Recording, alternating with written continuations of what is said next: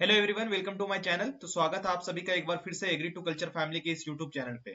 तो जैसा कि आप सभी थंबनेल में देख रहे होंगे, आज की जो क्लास होने वाली है ये एपीकल्चर की रहने वाली है। मधुमक्खी पालन आईपीएस एफओ के मेंस में, चाहे प्री में, चाहे अदर कोई एग्रीकल्चर एग्जाम हो, चाहे वो नाबार्ड हो, एफसीआई, सीसीआई, डबल एओ और यहाँ पर ऑल एग्रीकल्चर एग्जाम स्टेट या फिर सेंट्रल।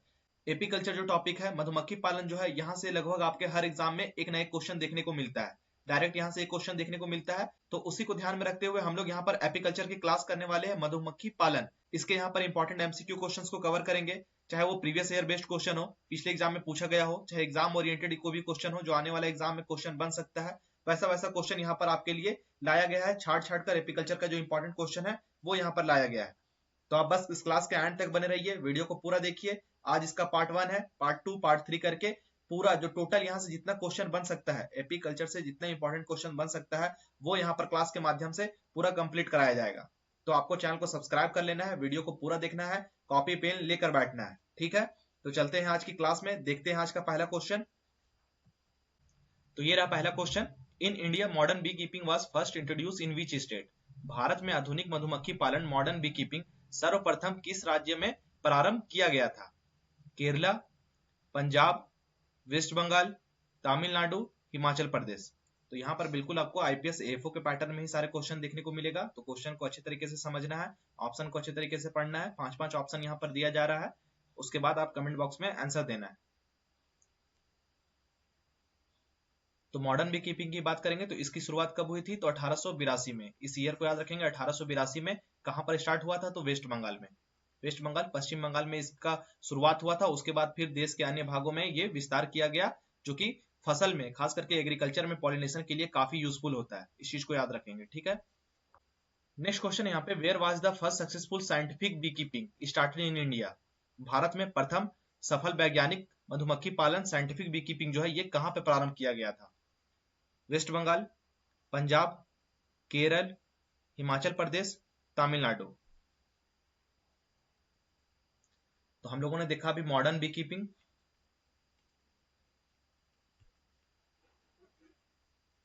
ये कहां पे? वेस्ट बंगाल। यहां पर साइंटिफिक बी कीपिंग के बारे में कह रहा है। इसकी शुरुआत कहां पर हुई थी? तो केरल में, ठीक है। इसका जो सही आंसर है वो है आपका option number C. Next question यहाँ पे, who is known as the father of modern beekeeping in India? Bharat में आधुनिक मधुमक्खी पालन के जनक किसे माना जाता है? Rev Newton, doctor S Atwal, L L Langstroth, Karl von Price, E F Philips.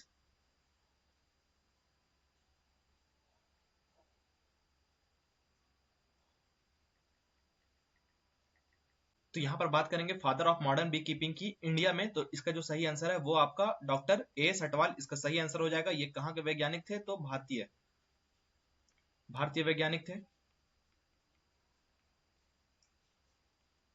इन्होंने किस चीज की स्टडी की? तो इन्होंने बी कीपिंग,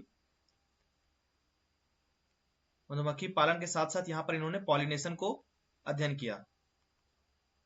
कि एक फेमस बुक भी है, किताब, इसका क्या नाम है? किताब का नाम देखेंगे तो यहाँ पर इसका किताब का नाम है agricultural pest of India and South East Asia. Agree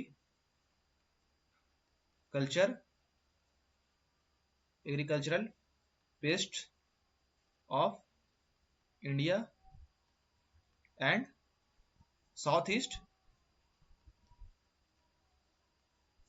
Asia, ये इनकी पुस्तक का नाम था और काफी फेमस पुस्तक है। इस चीज को आप लोग याद रखेंगे। इसके अलावा यहाँ पर एक चीज और याद रखना है, जो ऑप्शन नंबर सी है आपका, ये कौन है? तो ये father of modern beekeeping in world. यहाँ पर बात करेंगे तो father of modern beekeeping in world, इनकी जब बात करेंगे तो इसका सही आंसर क्या हो जाएगा? तो एल एल लैंग स्ट्रोथ, ये इसका सही आंसर हो जाएगा, ठीक है। नेक्स्ट क्वेश्चन है यहाँ पे, हनी बीज बिलोंग टू विच फाइलम? मधुमक्खियां जो है हनी बीज किस संघ फाइलम से संबंधित है? Mollusca, Annelida, arthropoda, Nematoda, protozoa. तो यहाँ पर आपको बताना है कि जो हनी बीज है इनका फाइलम क्या है, किस फाइलम से बिलोंग करती है।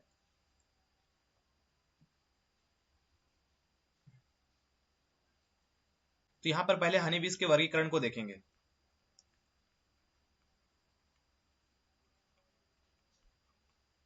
इनके वर्गीकरण या फिर क्लासिफिकेशन की बात करेंगे तो क्या हो जाएगा, तो सबसे पहले किंगडम, किंगडम की बात करेंगे। किंगडम क्या है, तो एनिमेलिया,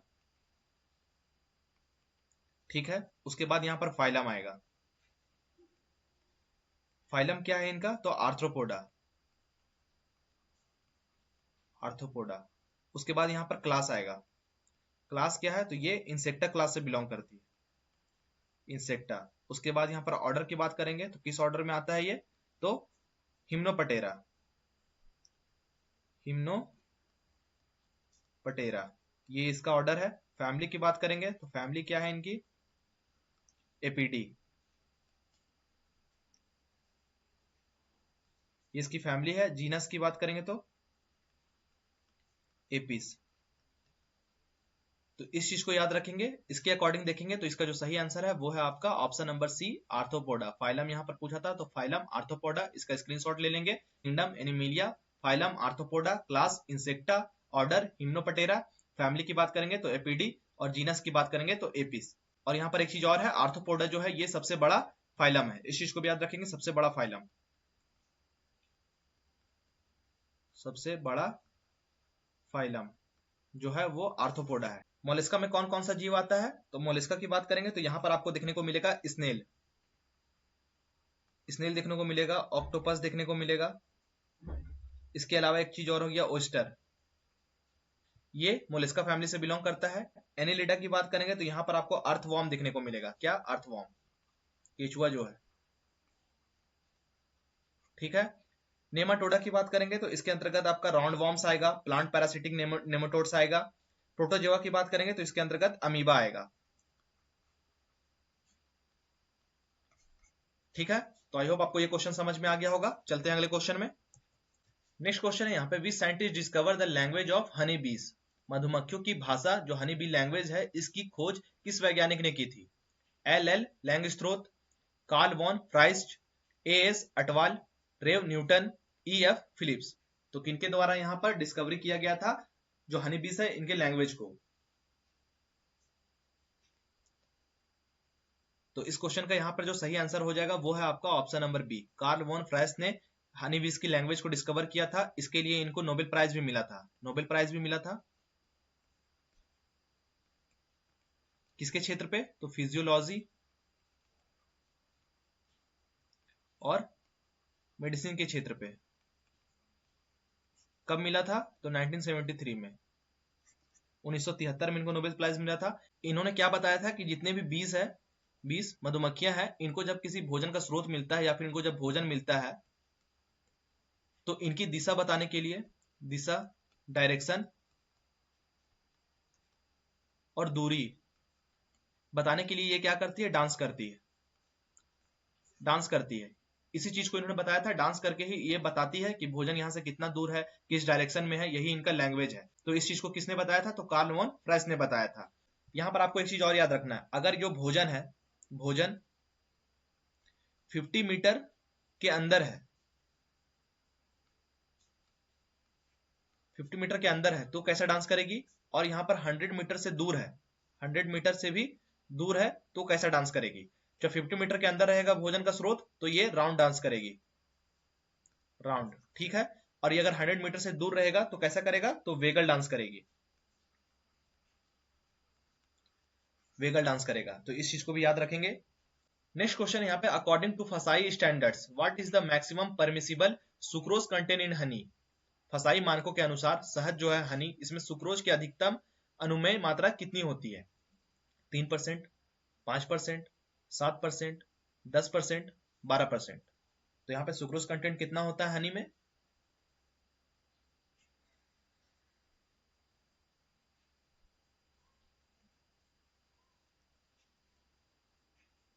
तो यहाँ पर आप देख रहे होंगे क्वेश्चन के साथ साथ ऑप्शन को अच्छे तरीके से हम लोग डिस्कस कर रहे हैं। तो यहाँ पर भी हम लोग वही करेंगे, यहाँ पर कुछ पॉइंट्स को याद रखेंगे। यहाँ पर क्या क्वेश्चन पूछा है, मैक्सिमम सुक्रोज, पहला क्या है मैक्सिमम सुक्रोज, ये कितना होता है ये पूछ रहा है। उसके बाद मैं यहाँ पर और भी क्वेश्चन पूछ रहा हूँ कि मॉइस्चर कंटेंट हनी में कितना होता है, मॉइस्चर कंटेंट कितना होता है। इसके अलावा एक और क्वेश्चन बनेगा, मिनिमम रिड्यूसिंग शुगर हनी में कितना होता है, मिनिमम रिड्यूसिंग शुगर हनी में कितना होता है। ये सबसे यहाँ पर क्वेश्चन पूछा जाता है। तो मैक्सिमम जो सुक्रोज होता है ये 5% होता है। इसके अकॉर्डिंग ऑप्शन नंबर बी इसका सही आंसर हो गया। मॉइस्चर कंटेंट की बात करेंगे तो 20% होता है। मिनिमम रिड्यूसिंग शुगर की बात करेंगे तो 65% होता है। और इन सब का मानक अथॉरिटी कौन है? तो फसाई है, FSSAI। ठीक है, चलते हैं अगले क्वेश्चन पे। नेक्स्ट क्वेश्चन है यहाँ पे, the transfer of pollen grains from one flower to another with the help of honey bees is known as. मधुमक्खियों की सहायता से एक पुष्प से दूसरे पुष्प तक परागकणों का स्थानांतरण जो है क्या कहा जाता है? तो यहाँ पर क्वेश्चन में बेसिकली कह क्या रहा है? क्वेश्चन में कह रहा है कि पॉलन जो ग्रेन होता है वो एक फ्लावर से दूसरे फ्लावर में हनी के द्वारा होता है, हनी बीज के द्वारा, मधुमक्खियों के द्वारा ट्रांसफर हो रहा है। तो ये किस तरीके का पॉलिनेशन कहलाएगा? Anemophily, hydrophily, entomophily, ornithophily, काइरोप्ट्रोफिली।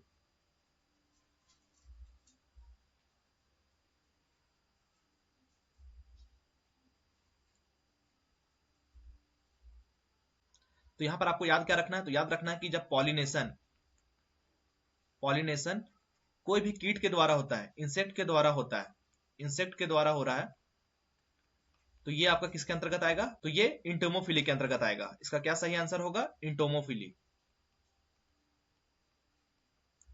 ठीक है, जितना भी इंसेक्ट के द्वारा अगर पॉलिनेशन होगा तो यहाँ पर इंटोमोफिली कहलाएगा। भारत में जितने भी यहाँ पर हनी बीस है, चाहे एग्रीकल्चर की बात करेंगे चाहे हॉर्टिकल्चर की बात करेंगे, हनी बीस पे काफी डिपेंडेंट है। हनी बीस यहाँ पर पॉलिनेशन के लिए काफी उत्तरदायी होता है। लगभग यहाँ पर 75% यहाँ पर फ्लावरिंग क्रॉप्स में जो पॉलिनेशन है वो किसी ना किसी इंसेक्ट के द्वारा ही होता है, इंसेक्ट द्वारा ही होता है। इस चीज को याद रखेंगे। तो ये जो टर्म है ये इंटोमोफिली कहलाएगा। तो यहाँ पर जो बाकी का ऑप्शन है उसको भी डिस्कस करेंगे। ऑप्शन नंबर ए है एनिमोफिली। एनिमोफिली कहने का मतलब है यहाँ पर जो पॉलिनेशन है वो विंड के द्वारा होगा, विंड हवा के द्वारा होगा। ये किस किस क्रॉप में देखने को मिलता है? तो मेज हो गया, वीट हो गया, राइस। मेज, वीट और राइस, इनमें जो पॉलिनेशन होता है वो एनिमोफिली के द्वारा, विंड के द्वारा होता है। हाइड्रोफिली में किसके द्वारा होता है? तो वाटर के द्वारा, पानी के द्वारा। और ऑर्निथोफिली में बात करेंगे तो बर्ड्स के द्वारा होता है। काइरेप्टोफिली की बात करेंगे तो इसमें बैट, जो चमगादड़ है, इसके द्वारा होता है। तो आई होप आपको ये कंसेप्ट क्लियर हो गया होगा। नेक्स्ट क्वेश्चन है, which sugar is present in the highest amount in honey. शहद, हनी में सर्वाधिक मात्रा में कौन सी शर्करा पाई जाती है? Sucrose, maltose, lactose, fructose, lactose.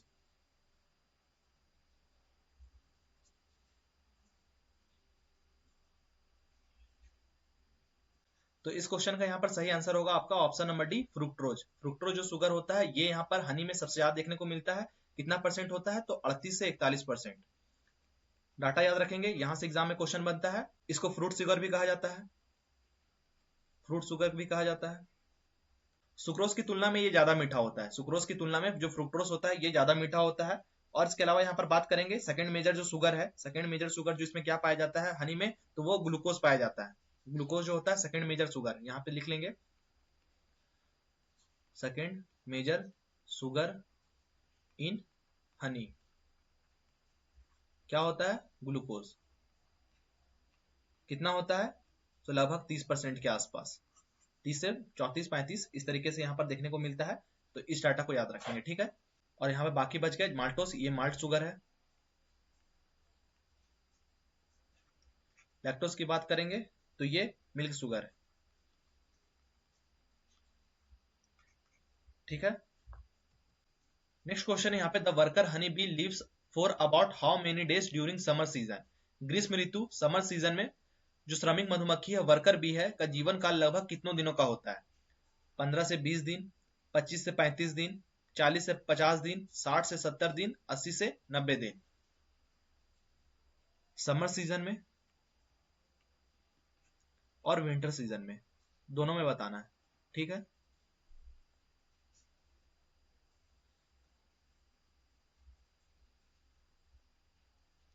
तो समर सीजन में बात करेंगे, जो वर्कर बीस होती है इनका जीवन काल लगभग होता है 25 से 35 दिन। कितना होता है? 25 से 35 डेज, 25 से 35 दिन। और विंटर में बात करेंगे तो 4 से 6 महीना, 4 to 6 मंथ। यहाँ पर काफी लंबा जीवन काल है, इसीलिए मैं यहाँ पर मंथ में बता रहा हूँ। 25 से 35 दिन इतना कम क्यों और विंटर में इतना ज्यादा क्यों? तो यहाँ पर इतना कम क्यों? समर में बात करेंगे 25 से 35 दिन ही क्यों, जबकि यहाँ पर विंटर में देख रहे हैं 4 से 6 महीना। तो इसका यहाँ पर दो रीजन है। पहला, इनका कार्यभार जो है ये ज्यादा होता है।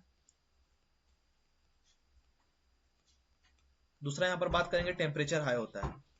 टेम्परेचर जो है ये हाई होता है समर सीजन में। तो इनको इस टाइम करना क्या होता है? तो इनको इस टाइम नेक्टर कलेक्शन, नेक्टर जो है इनको कलेक्ट करना पड़ता है, साथ ही साथ पॉलन को भी कलेक्ट करना पड़ता है। जो हाइव्स होता है इनका रिपेयरिंग करना होता है, हाइव्स बनाना, हाइव्स का मरम्मत करना, जो छत्ता होता है उनको अच्छे तरीके से बनाए रखना, उनका मरम्मत करना, रिपेयरिंग करना, ये सब काम करना पड़ता है। तो समर में इनका जो जीवन काल होता है वो 25 से 35 दिन का ही होता है, जबकि विंटर में 4 से 6 महीने का होता है। तो इसका जो सही आंसर है वो है आपका ऑप्शन नंबर बी। ठीक है। इन सब के अलावा यहाँ पर दो क्वेश्चन को और देखेंगे। यहाँ पर जो क्वीन बी है, क्वीन बी, इनका लाइफ स्पेन कितना होता है? तो 2 से 5 साल, 2 to 5 ईयर। ठीक है। और यहाँ पर ड्रोन का पूछे कि ड्रोन का यहाँ पे लाइफ स्पेन कितना होता है? तो 2 से 4 मंथ, महीना में। ठीक है, यहाँ पे कंफ्यूज नहीं होना, ये ईयर में, ये मंथ है। नेक्स्ट क्वेश्चन यहाँ पे, the development of male bee drone from egg to adult takes how many days? नर मधुमक्खी जो है ड्रोन का अंडे से वयस्क एडल्ट बनने का जो विकास काल है कितने दिनों का होता है? 16 days, 18 days, 21 days, 24 days, 28 days. तो यहाँ पर कितने दिन में जो मेल ड्रोन है ये एग से एडल्ट हो जाता है?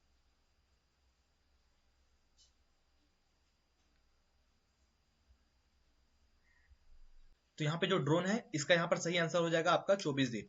जो इनका विकास काल होता है ये 24 डेज का होता है। इनका डेवलपमेंट कैसे होता है? तो अनफर्टिलाइज एग से, अनफर्टिलाइज्ड एग से इनका डेवलपमेंट होता है। ठीक है, इस चीज को भी याद रखेंगे। ड्रोन का यहाँ पे काम क्या होता है, कार्य? तो जो क्वीन बी होती है इनके साथ मैटिंग करना। ठीक है, यही इनका मेन काम है। तो यहाँ पर ड्रोन के बारे में पूछा था, वहीं अगर यहाँ पर क्वीन बी के बारे में पूछा रहता, क्वीन बी का जो है इसका यहाँ पर जो विकास काल है वो कितने दिन का होता है, और जो वर्कर है इनका विकास काल कितने दिन का होता है? तो क्वीन की बात करेंगे तो क्वीन का यहाँ पर 16 दिन, 16 डेज, और वर्कर की बात करेंगे तो 21 डेज। ठीक है। नेक्स्ट क्वेश्चन यहाँ पे, which one of the following hormone is secreted by the queen honey bee? निम्नलिखित में से कौन सा हार्मोन रानी मधुमक्खी क्वीन बी द्वारा स्रावित किया जाता है?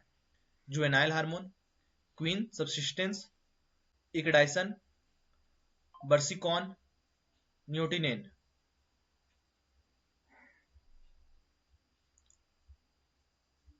तो यहाँ पर कौन सा हार्मोन है जो कि रानी मधुमक्खी क्वीन बी के द्वारा स्रावित किया जाता है?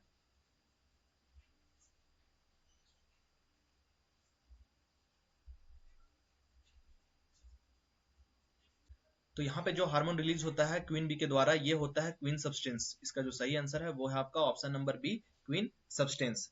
ये जो सब्सटेंस है ये कहाँ से सीक्रेट होता है? तो सीक्रेटेड बाय यहाँ पर पूछ सकता है आपसे, इसका सीक्रेशन कहाँ से होता है? तो ये कहाँ से होता है? जो मैंडिबुलर ग्लैंड होता है क्वीन का, मैंडिबुलर ग्लैंड ऑफ क्वीन, यहां से ये स्रावित होता है। इसमें मेन कंपोनेंट क्या होता है? मेन कंपोनेंट क्या होता है इसमें?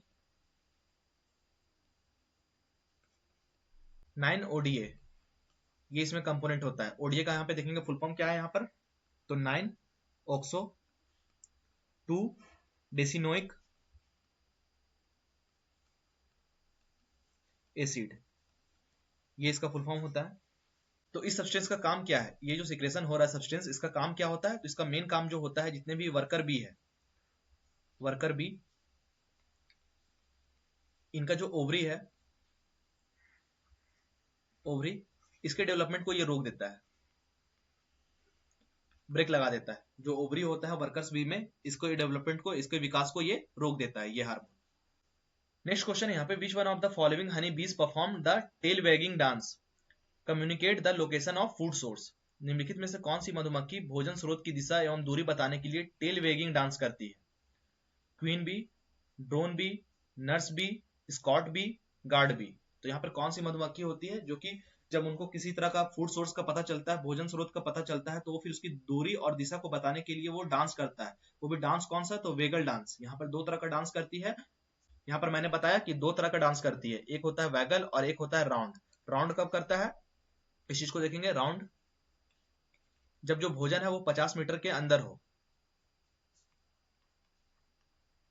ठीक है। और यहाँ पर वैगल कब करेगा? जब जो भोजन है ये 100 मीटर से दूरी हो, 100 मीटर से दूर। तो वेगल डांस कौन करता है? तो स्कॉट बी। स्कॉट बी इसका सही आंसर हो जाएगा। जितने भी स्कॉट्स भी होते हैं ये वेगल डांस करती है। नेक्स्ट क्वेश्चन यहाँ पे, stone brood disease of honey बीज कॉज्ड बाय विच ऑर्गेनिज्म? मधुमक्खियों में स्टोन ब्रूड रोग जो है ये किस जीव द्वारा उत्पन्न होता है?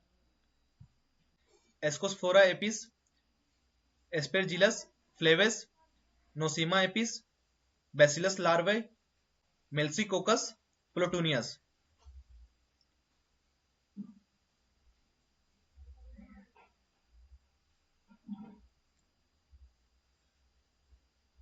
तो यहाँ पर स्टोन ब्रूड जो डिजीज है, स्टोन ब्रूड डिजीज है, ये कैसा डिजीज है? ये एक फंगल डिजीज है। फंगल डिजीज है, ठीक है। ये किसके द्वारा होता है? तो ये एस्पेरजिलियस जो फ्लेविस है, ये इसका सही आंसर हो जाएगा। ऑप्शन नंबर बी, इसके द्वारा ये होता है। इसमें क्या होता है? जो लार्वा है ये कठोर हो जाता है, हार्ड हो जाता है, इसीलिए ये स्टोन ब्रूड के नाम से जाना जाता है। और ये जो संक्रमित लार्वा होता है इसका फिर कलर कैसा हो जाता है? यहाँ पर बात करेंगे संक्रमित जो लार्वा है, कलर कैसा हो जाता है? तो कलर जो है हरा, पीला और काला देखने को मिलता है। हरा, पीला, काला। जो संक्रमित लार्वा है ये इस तरीके से अपना कलर चेंज कर लेता है, कठोर हो जाता है, हार्ड हो जाता है, स्टोन ब्रूड के नाम से जाना जाता है। ये किसके द्वारा होता है? तो इसका जो सही आंसर है वो है आपका ऑप्शन नंबर बी। तो ये था एपीकल्चर का पहला क्लास, मधुमक्खी पालन का पहला क्लास। आई होप आपको सारे क्वेश्चन समझ में आया होगा। एक एक क्वेश्चन को हम लोगों ने अच्छे तरीके से डिस्कस किया, जो भी इसका सही ऑप्शन था उसको भी हम लोगों ने अच्छे तरीके से कंसेप्ट को क्लियर करते हुए इस क्लास को कंप्लीट किया। तो थैंक यू आप सभी का क्लास में बने रहने के लिए। इस चैनल का इस क्लास का अगर आपको पीडीएफ चाहिए होगा तो पीडीएफ इसका एग्री टू कल्चर फैमिली जो ऑफिशियल टेलीग्राम चैनल है ये यहाँ पर आपको मिल जाएगा, या फिर आप इस कोड को भी स्कैन कर सकते हैं और स्कैन करके सीधे टेलीग्राम जो चैनल है यहाँ से जुड़िए और पीडीएफ को डाउनलोड कर लीजिए। वीडियो को लाइक कीजिए, शेयर कीजिए और चैनल को सब्सक्राइब जरूर कीजिए। Thank you.